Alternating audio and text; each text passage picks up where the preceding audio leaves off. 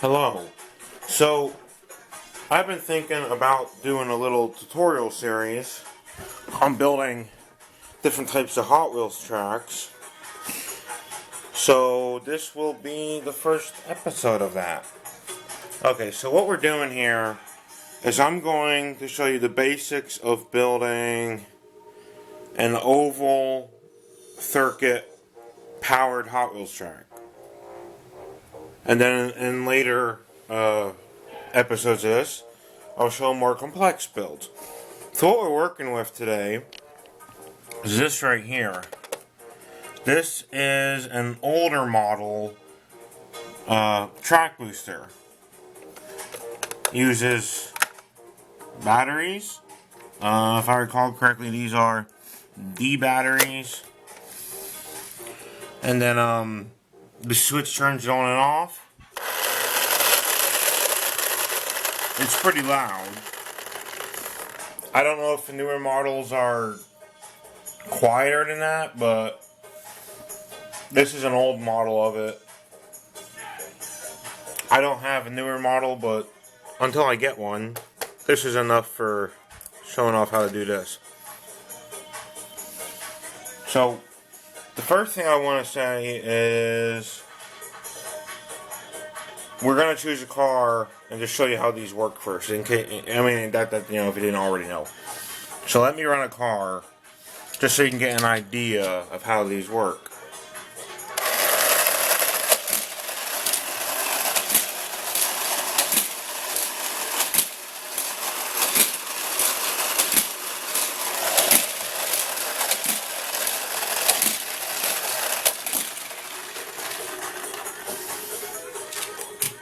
Okay, so pretty simple. At least that's running the car is simple. Now, when you're choosing your car for this type of track, or any track that uses a powered booster like this, there's a couple things you want to keep in mind.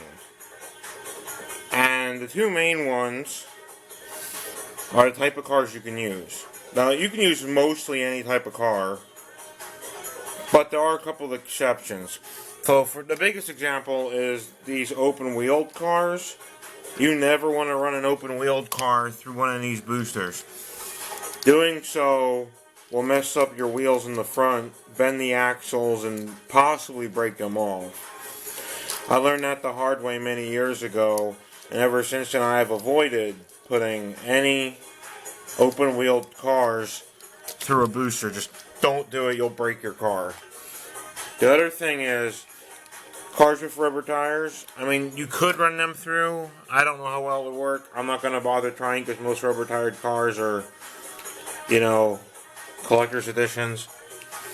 Some cars are a little too skinny. This one, it can work, but not very well because it just kind of rolls right through there. So when you're choosing a car, a good car is something like this that is wide enough to fit in there just right. And you want something that has a good balance to its model. And you can use just about any car. Like this one runs pretty well too. Now on a track like this, your best bet is only run one car at a time. But you can run multiples. I had 3 cars running on this track at one time. Now they only made a few laps before they hit each other, but let me show you something here.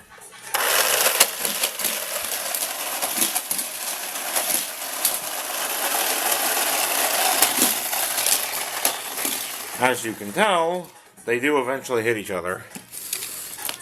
And the track does move a little unless you have it bolted down or anything. Mine's not bolted down, it's just held in place by the objects that it's up against. Which it would actually be better for the track and the smoothness of the track and the amount of cars running if this was all the way against there and everything was held down properly. But it doesn't have to be. So long as you have something, like here we got this little container holding that in place, you're good to go. Now, let's get on to actually building the track. So we have a few pieces here that you want to work with, and the ones we want to look at are over here. So when you build a track like this, you're going to need a few things. Aside from the powered booster, you're going to need connectors. Now you can use modern connectors like this, older model connectors like this. This is just a random connector from a random set. Not really sure what that was from. And then you can also use these other modern connectors which are foldable so you can pack them up. Now I only use the old connectors on this particular track because I used old track for the whole set. But if you want to use newer track, you're going to probably have to use the old connectors because the way the new track is designed, it's meant for new connectors. But even with the newer track, it is possible to use the older connectors. It's just the new connectors don't work well with old track. For example, we can snap this new connector in here, and it fits really well and it holds real nice. You can also snap the old connector in there. Now they don't make these old connectors anymore, but it is an option if you have any or find any. And then the foldable connectors snap in the same as the other new connectors. But trying to use a new connector with a older piece of track. Let's see, let me get an older piece of track down here. So if we take an older piece of track and use a newer connector with it, what you'll see is it bends this part up. It's not that big a deal, but it does. When you snap an new piece of track into an old piece of track, you can probably start to see the problem. I don't know if you can see that, but it unbalances the track pretty bad. It's not that bad, but sometimes cars will get stuck in an area like that if you do something like that. And then when choosing your churns for a powered track, it's best to use bank churns. Now for this track, I used old bank churns like that.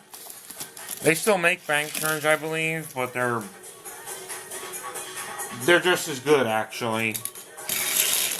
But I'm using old ones because that's what I have right now. These are old bank churns, you can use them.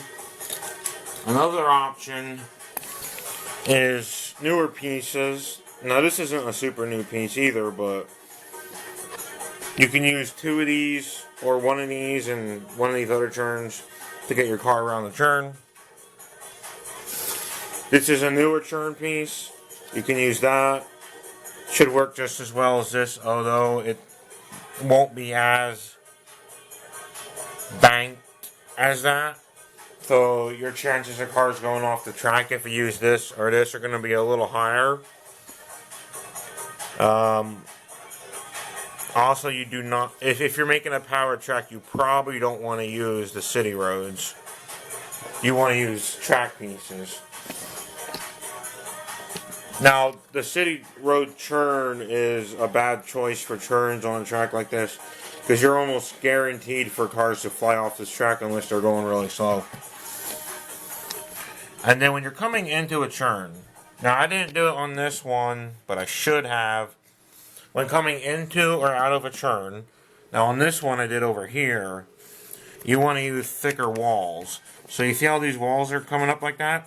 You really need those when you come out of a churn to keep cars on, to keep cars on the track properly. Because if this part where the car comes out was a thin wall like this, or like the one on that end, the car would come around here and a lot of them will just kind of drive straight off of it. They won't all do that, but a lot of them will.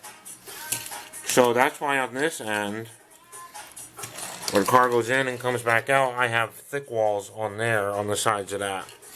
Helps keep the car on the track.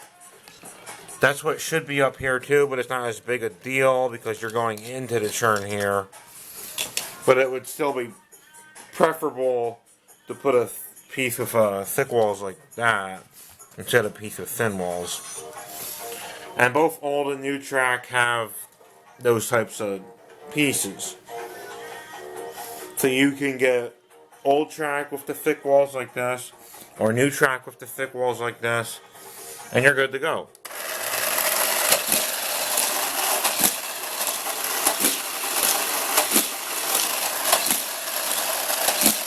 Okay. The next thing you want to do is once you have all your pieces you need, you're going to have to hook them together. Now, these pieces here, which are old track again, and take that off, they snap just fine into old track. So that they also snap just fine in the new track. But if you're using just new track, you're going to snap something like this into here. So you're going to snap them together like this. Like that. Although you still want to use the thicker walls. And then as you go through the track, you're going to be using either new track connectors if you're using new track, or old track connectors. This whole track uses old track connectors like this. I would like to use the newer ones, but because I'm running old track, it's better just to use the old connectors. And that is the basics of a oval circuit track. Now we also have this piece here, which I'll show how to use later. Not in this video, probably. But this can be used to boost the car even more down the track, although not along with that, because then these two pieces can't be used together, because if you do, you'll probably end up breaking this piece when the car comes back around.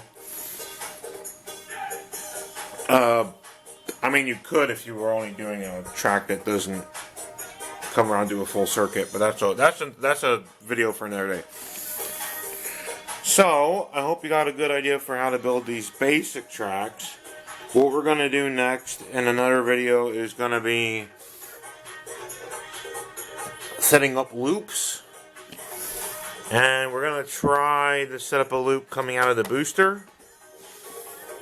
Sometimes that works, sometimes that doesn't. It's all on how you balance the track and what cars you're using. And before we're done, let's run another car down the track. We'll choose, let's try this one.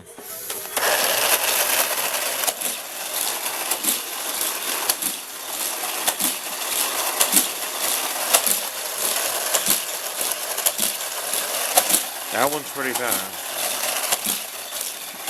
Yeah, you can tell that makes the cars go pretty fast. It is a fast booster. Now, I think newer boosters actually have multiple speed settings, but I could be wrong. I'll have to get one of the newer boosters and try them out at some point. Now, these boosters, in case you wanted to know, can run you anywhere between 30 and 40 bucks, I guess, depending on what set you get.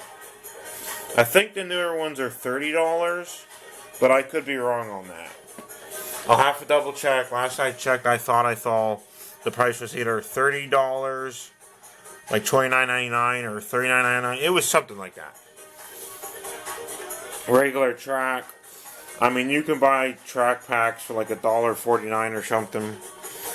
Churns are a little more expensive. A churn pack's probably going to run you 20 bucks or something. Unless you buy a bigger pack, then you might be spending more. This piece is, like I said, we're not using that piece right now, so I'll explain that later. Loops, you can get loops like that for just $1 at like a Dollar Tree or something. But we'll use them in their video. Alright, thanks for watching, and keep an eye out for more track building tutorials. Thank you very much. Bye.